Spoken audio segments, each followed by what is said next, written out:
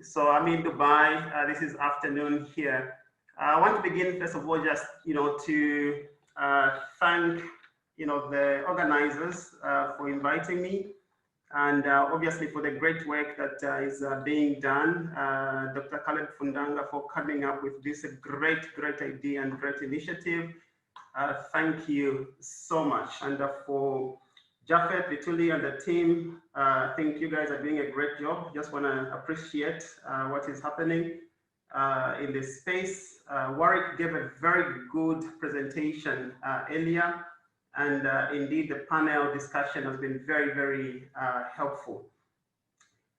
Some of the things that have been shared, I think they are quite technical, and I believe that in the audience, probably we have people that are very experienced experts, and are those that have got a fair amount of knowledge and information on e-commerce, and those that could be new to e-commerce. So as I give my talk this morning, I will try to balance between going very technical and also trying as much as possible to simplify as much as I can. And the way that I've structured my short talk this morning, I will kind of like just go back a little bit, where we are coming from, how we got here, what are the things that we are facing today, and what are the opportunities, and how do we prepare for the future. So I've got a few slides. I'll be able to share just now. Let me just share my screen.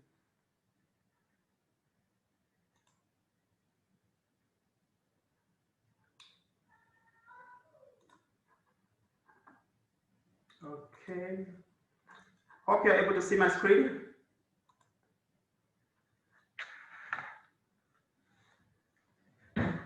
Okay, great. So I'll start.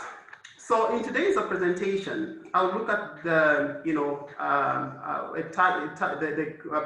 presentation I've entitled Future Proof. We started this year, with a lot of hope as 2020 was starting. And what did we see? Soon after that, we had a situation where we had the COVID situation coming in. And with the COVID situation coming in, it started only with a few countries. And it was looking as if, it will not go to all the different countries. Things continued. We had the Olympics going on. Everything was looking very normal. We also had, the Premier League going on. Everything was looking okay. Here in Dubai, we had the Expo 2020, which was also looking like going on very well. And we had people traveling everywhere, and everything was looking okay. We also had just, sorry, excuse me, let me just put this on mute, just excuse me. Just allow me to put this on mute, I'm so sorry about that. I shared the wrong presentation. Let me share the other one. If you may allow me, just hold. This one is it's got the volume on. So just let me just stop sharing. Just give me a sec.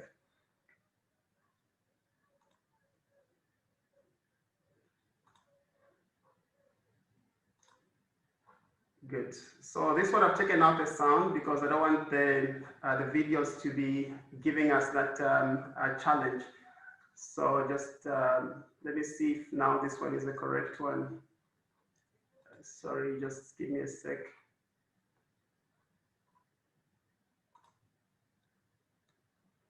As for the airport.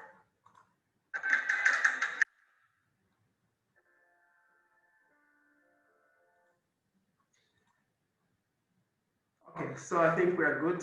Let me just share the screen again. Good.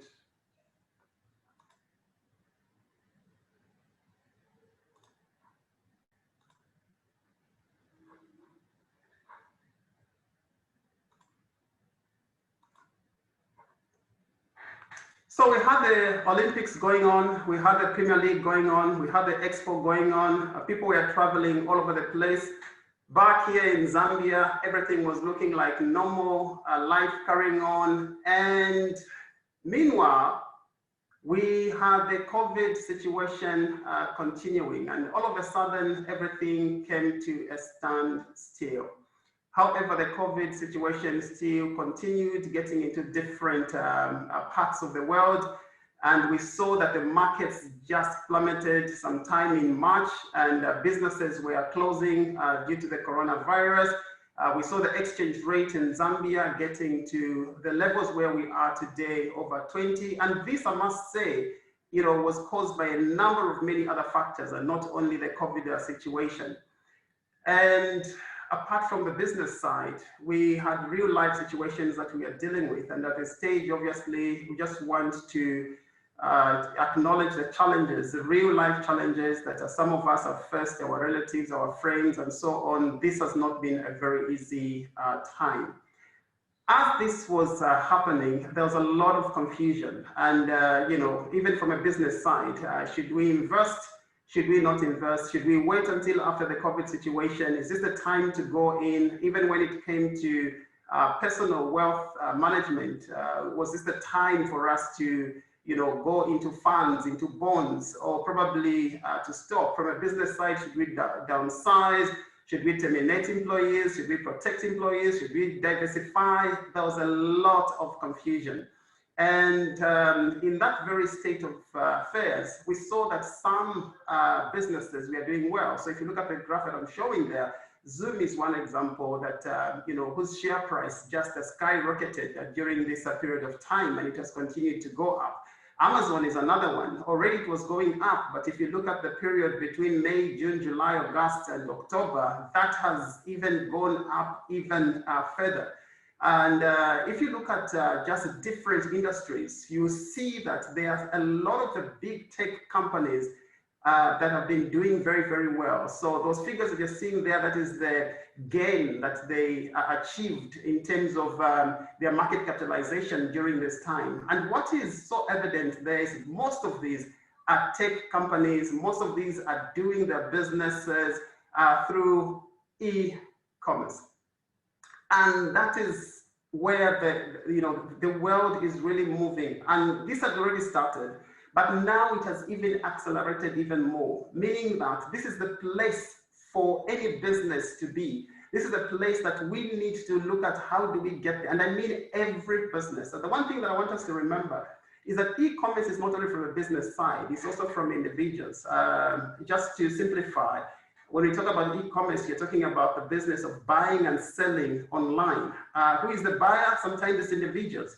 And who is the seller? Businesses. However, it's not only businesses. Individuals also can sell online. So this is really the place where everybody should get. And if this is the place where we should get, how much information do we have and how much do we understand when it comes to e-commerce? Now, we know there's P2P, there's B2P, there's B2B, and so on. So what I'll try to do, I'll just try to highlight a few things that are very, very important for each and every one of us just to know. And these are just examples because there is much more. So let me start with the P.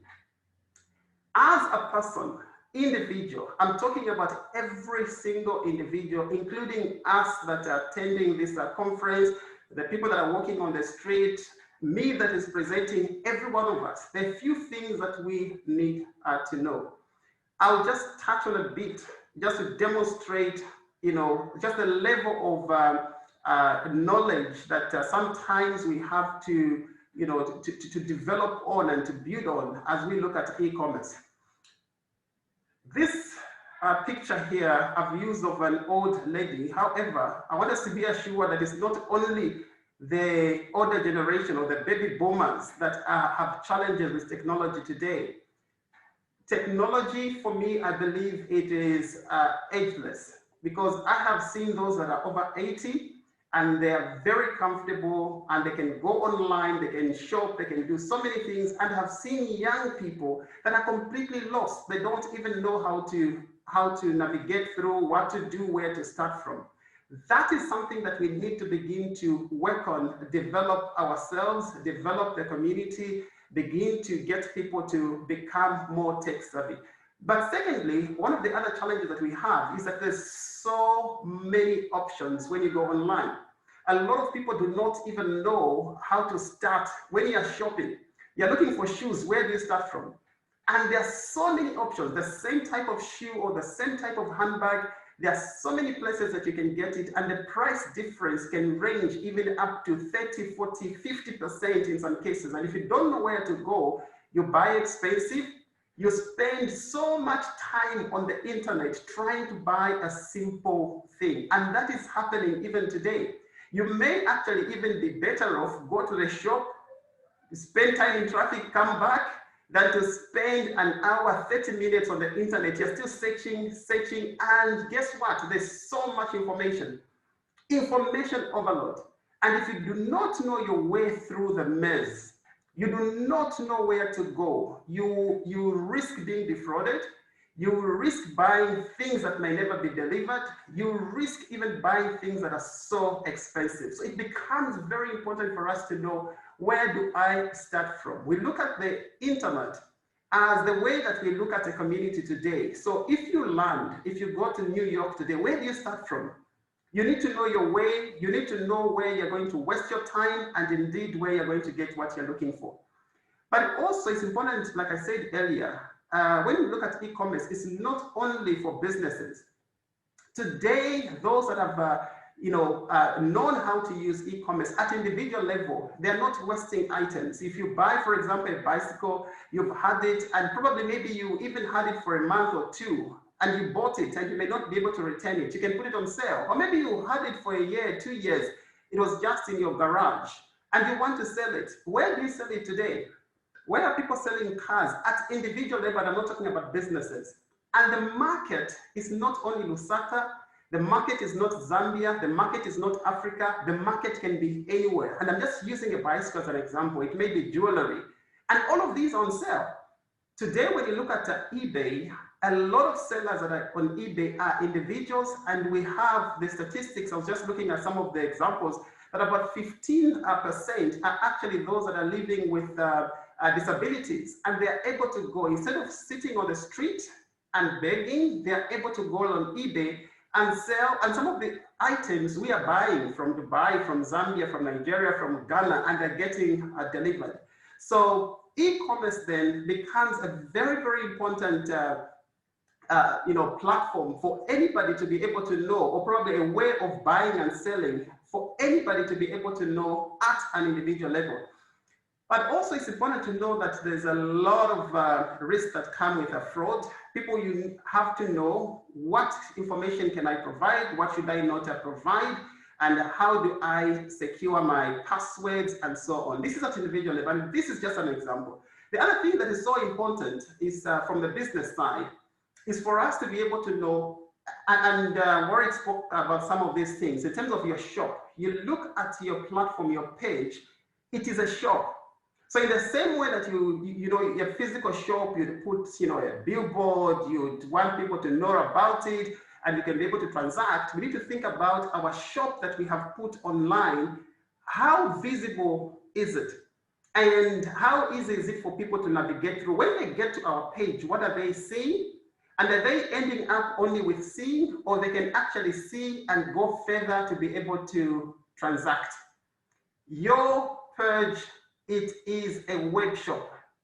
Think about how it is being presented to the world. It's also around, for a business side, digital marketing. Now, this is an area that today there are very few people who are, or probably businesses that are very good at digital marketing. And this is a completely different way of doing marketing. How do you get to your customers? How do you, I think search engine optimization was spoken about, and that's just a bit of it. But who do you partner with to ensure that your business, you are able to reach out to your clients?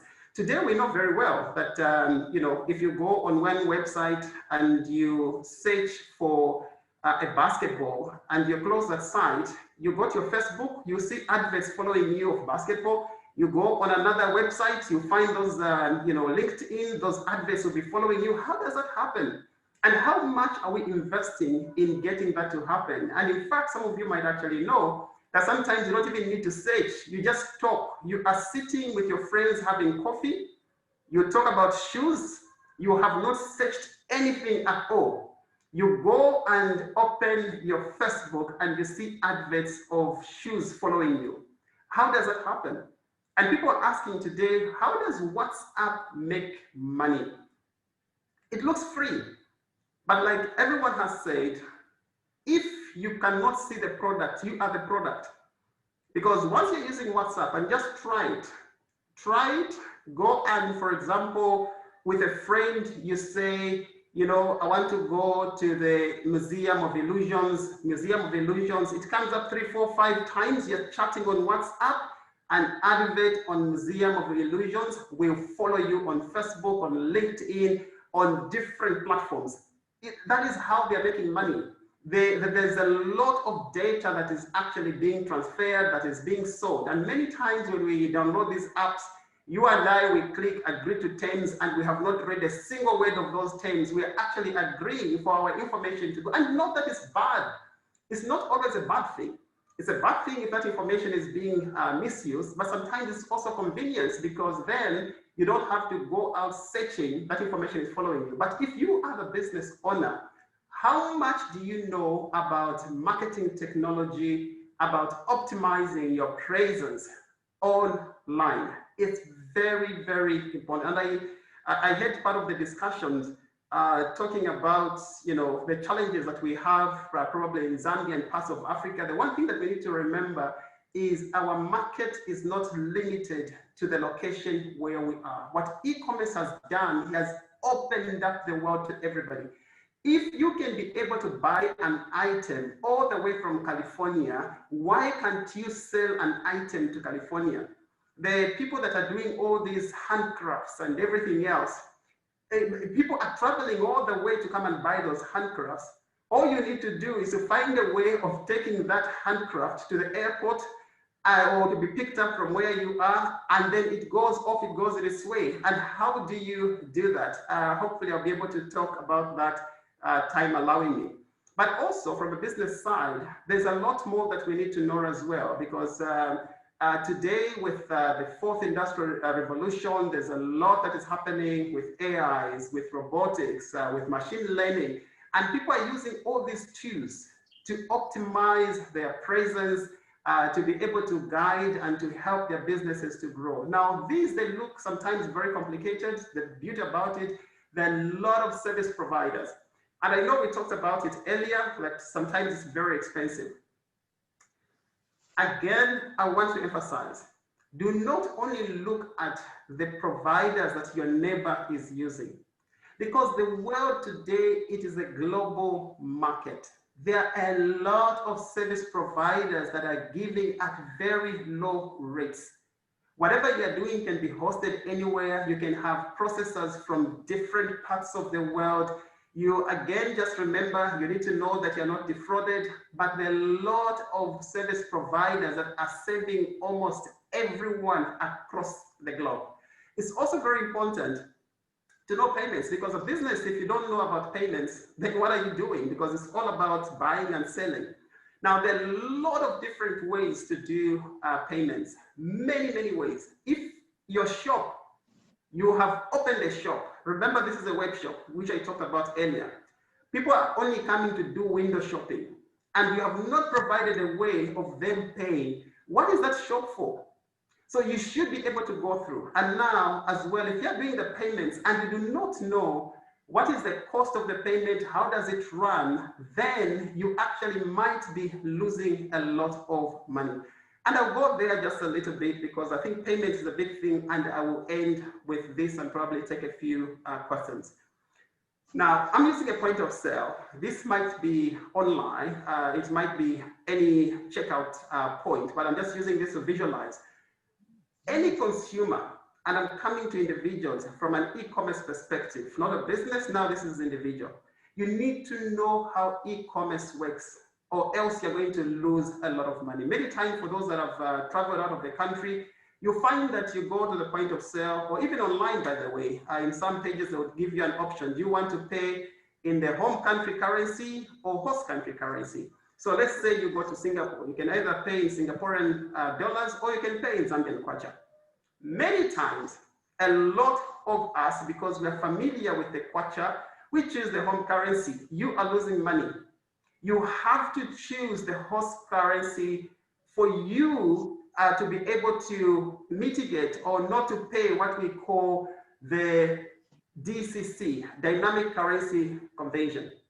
You may be familiar with your local currency, it does not help you. When you choose a local currency, what you're actually doing, you are taking either the merchant or the processor or the provider to be able to convert that price for you to the local currency, and they put a markup.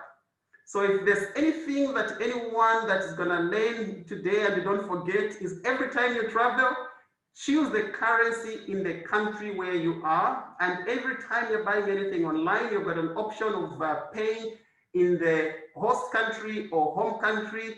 Always choose the host country. Now, let's say you're Zambian, you go to the US. Something costs $325.6. They'll ask you the question, do you want to pay 32560 or 7,000? And many times, you're not converting at that stage. Your brain is not fast enough to say what is the exchange rate and everything else. We usually go for the home currency. But let me demonstrate what happens. Your exchange rate from the bank might be 20.39. What do you come to the statement to be debited by this amount here? If you choose the home currency, the DCC will apply. They are using a rate that is higher and they put a markup. By the end of the day, what you end up paying is 7,008. And those are the times where many times you find somebody that's traveled out, they come in and they are complaining to the banks and say, look, but this amount was this, exchange rate was this, how come I was paying a lot of money? There is the dynamic currency conversion that you chose and you gave up.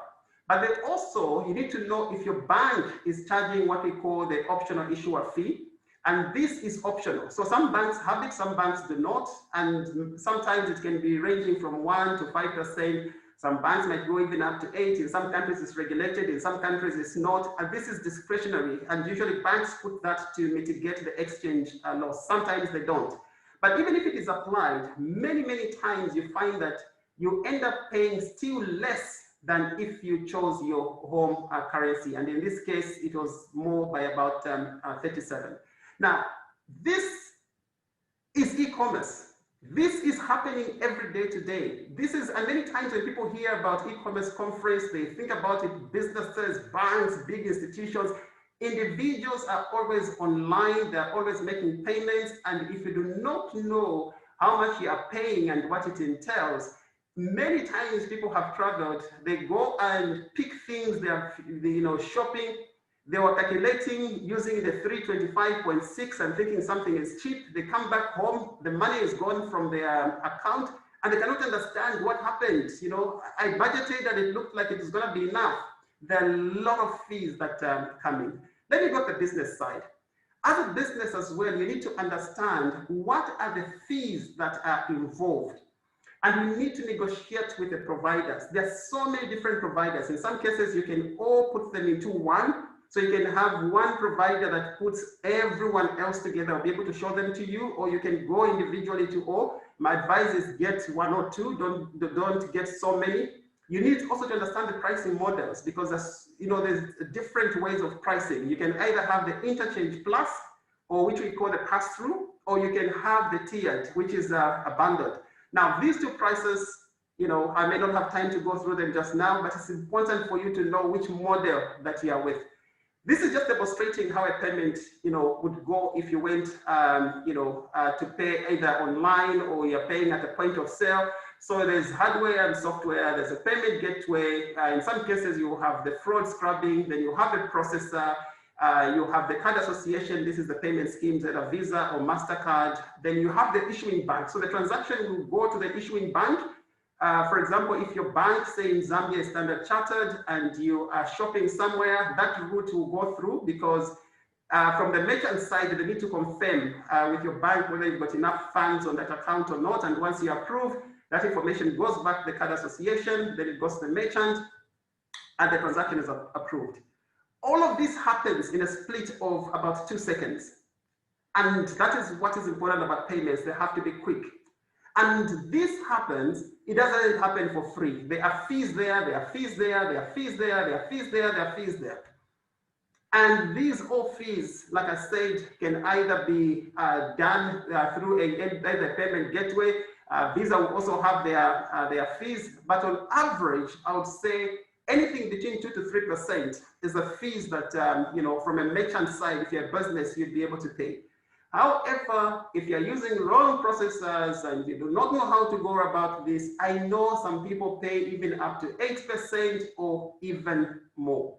So as a business, it's important, very, very important. This is not something that you just delegate and you let it go, because in most businesses, the margins are very thin. If you take out even the 3% itself from your margin, it takes away quite a lot.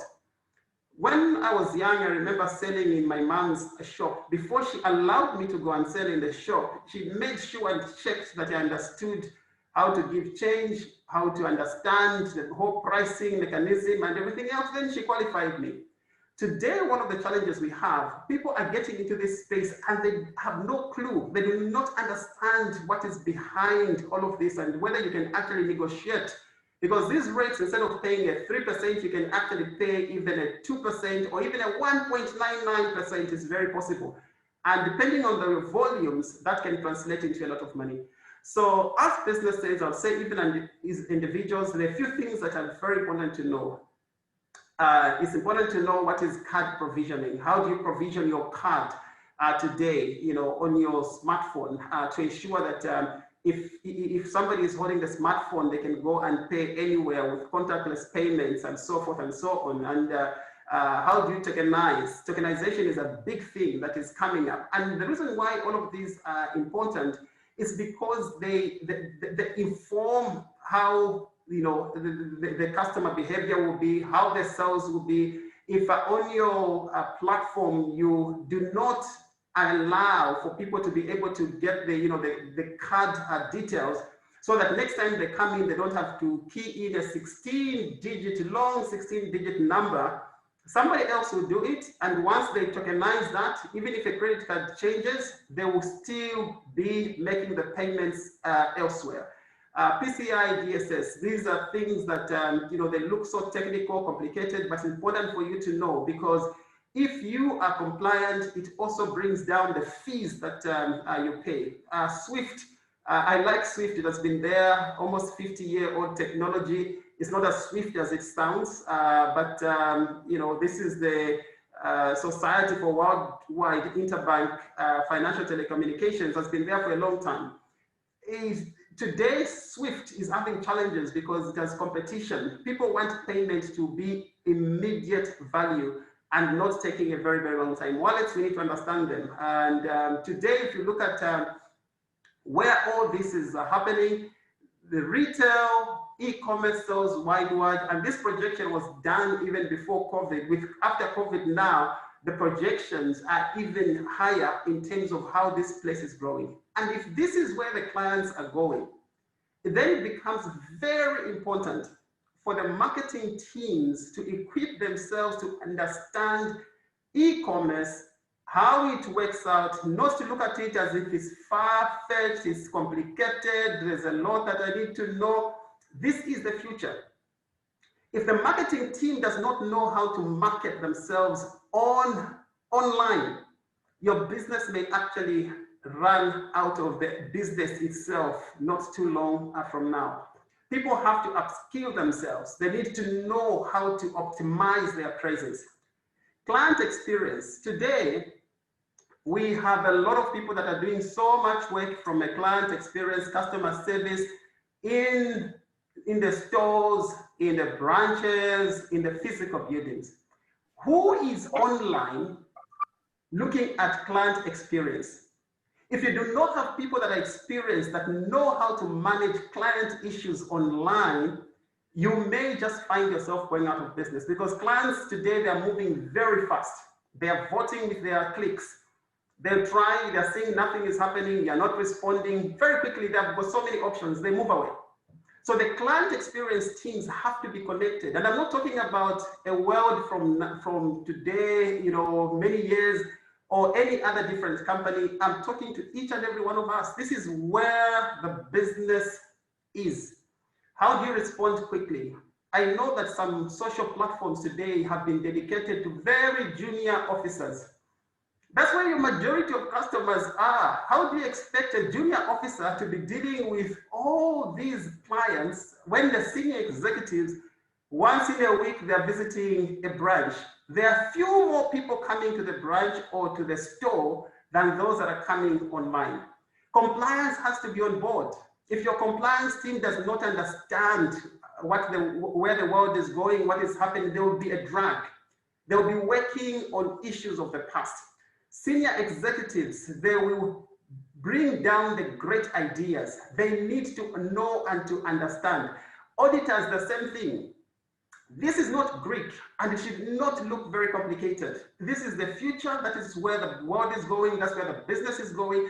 That is what has enabled even the fourth industrial revolution to indeed accelerate the growth that we are seeing in the big tech companies, because this is where it's happening. And senior executives, auditors who do not understand all of this, there'll be a drag.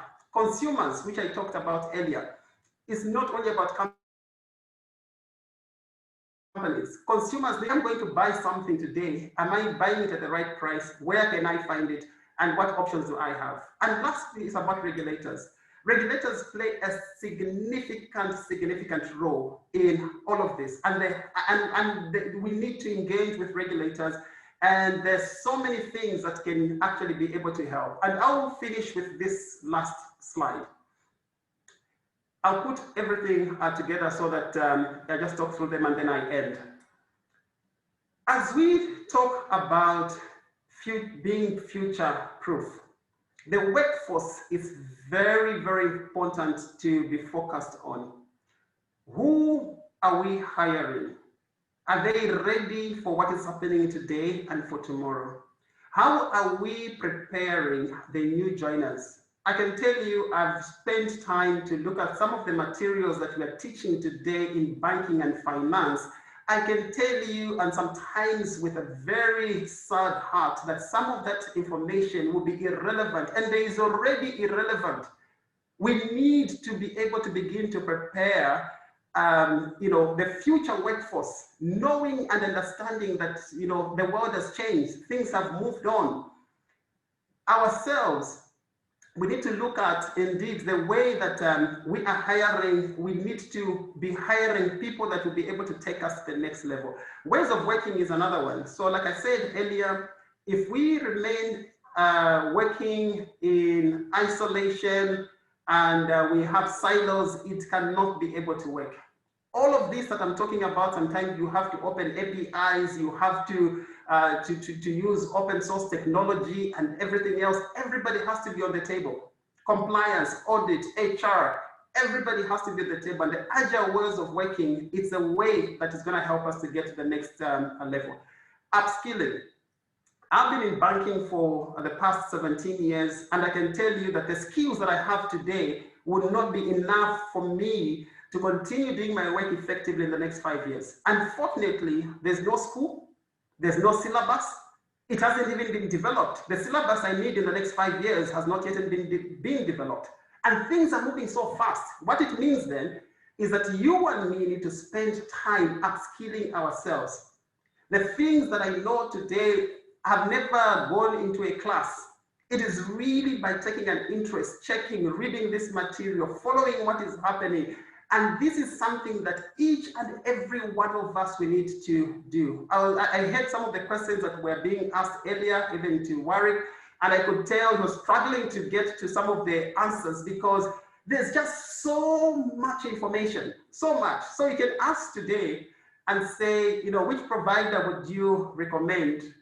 My goodness, there are tens of thousands of providers, and how do you get there? So you need to begin ourselves, because this information today, the good part is it is available. And there are discussions online. There are so many recommendations which we need to get to for us to be able to upskill ourselves. Partnerships, very, very critical. And when I look at partnerships, it has to be partnerships in many, many areas. It's important for us to know that areas where you need to compete and areas where we need to complement. It's not always about competing. You can never win. There are certain areas where, even though you're competitors in the industry, you need to come together to make something work and agree on some things that need to work. We also need to work with various stakeholders. Sometimes you need to get into someone's ecosystem for you to be able to have mutual benefits. It's also very, very important to know how do we get into working with different players, not only in the locations where we are, but even outside of the locations where we are. And the ecosystem, by the way, it does not only entail the technology companies. It includes that may not. For example, courier. So if you look at Amazon, how do they get your package? There has to be courier. So partnerships, we need to think about how does it work. If you're going to be delivering vegetables somewhere, and you're trying to do that with a 4x4, you're wasting so much fuel. Those margins I'm talking about is not going to work. How do you have a cheaper way of delivering these goods? Can a motorbike do? Can a scooter do? What do we have? Can a bike do of delivering these goods? It's part of the ecosystem. It's physical, but then you cannot eat virtual food. You cannot wear virtual clothes. The clothes have to be delivered, and it's part of that ecosystem that has to work. And I just want to touch on, I think, one of the topics that was discussed in the panel, that sometimes it also helps not to think about it, at the countrywide. How do I get to Shangombo? How do I get to Mansa? You may not be able to do that. And that is why even when you go on the, Alibaba, you go on these big platforms, you'll find that in some places they'll say, we don't serve this country, we don't serve this region, we don't deliver here. Sometimes it's the buyer or the seller who will say, I'm not able to deliver to where you are. So it also helps to be able to set this one up in clusters. So in some of the countries where I have been, what I've seen in the local community, this can be even within Kaunda Square. This is Kaunda Square community. Somebody sets up your own platform, your workshop within Kaunda Square, and everybody in Kaunda Square knows that this website, you can order your milk, you can order your vegetables, and they'll be delivered home. There's no complication. There's no fuel required. There's nothing. And guess what? It also offers employment, because young people within Kaunda Square can just be called. When there's a delivery, you call, take to this house number, this and this, and it's delivered. And these small clusters, as they begin to work, this begins to be a movement. It begins to happen in Kanyama, in Kaunda Square, in Woodlands. Today, I've got, if I look at where I am today, I have got over like 6 options of little small shops that I can order from, and they're all delivering.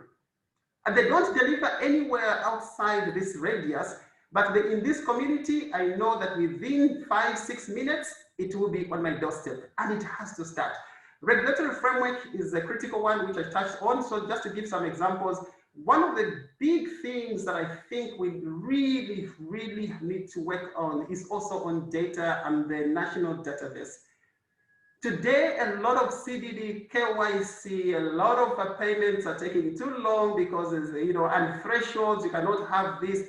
The countries which have now digitized the entire national database, it's very easy to know where everyone is, where there's no need even to do a census because you have that data. You've got biometric, it's a big project, but when you do it, the benefits that it comes with, you can't even imagine, because it opens up the world to so many, many things. Regulators in some countries have also come in and said, all the players in the market, any payment below, say $5,000 as an example, it has to be straight through, because payments are very, very critical. This is regulator says, everyone develop your system. Anything below 5,000, if anyone makes a payment from bank A to bank B, it has to be straight through. If anyone is purchasing anything, it has to be straight through, immediate value. that is a wheel that, regulator comes in and makes it happen. If you look at open bank technology today, that was done by, through the issuance of the PSD2 in the UK, it is exactly that. So regulators are so powerful. Lastly, it's around trains and foresight. It's very important to understand the trains and to be able to have a foresight, because if you do not understand that, you'll be developing something, spending money. By the time you bring it to market, it's outdated. The market has moved on. To understand the trends as well, because in some cases you find that there are certain technologies that they work very well. WeChat will work very well in China. It may not work well in the US. It may not work well. So it's not just saying WeChat is working, let's bring it to Zambia. It might not be able to work. So you need to understand how, the trends, what is really coming up. And also lastly, as I'm talking about foresight, it's about taking the risk. You have to be able to experiment, and sometimes you fail, but when you fail, you do not give up. You take it as a lesson and you keep on moving and you keep on moving. I know I've been talking for quite long, so I will stop here and say, thank you so much. I hope this has been helpful.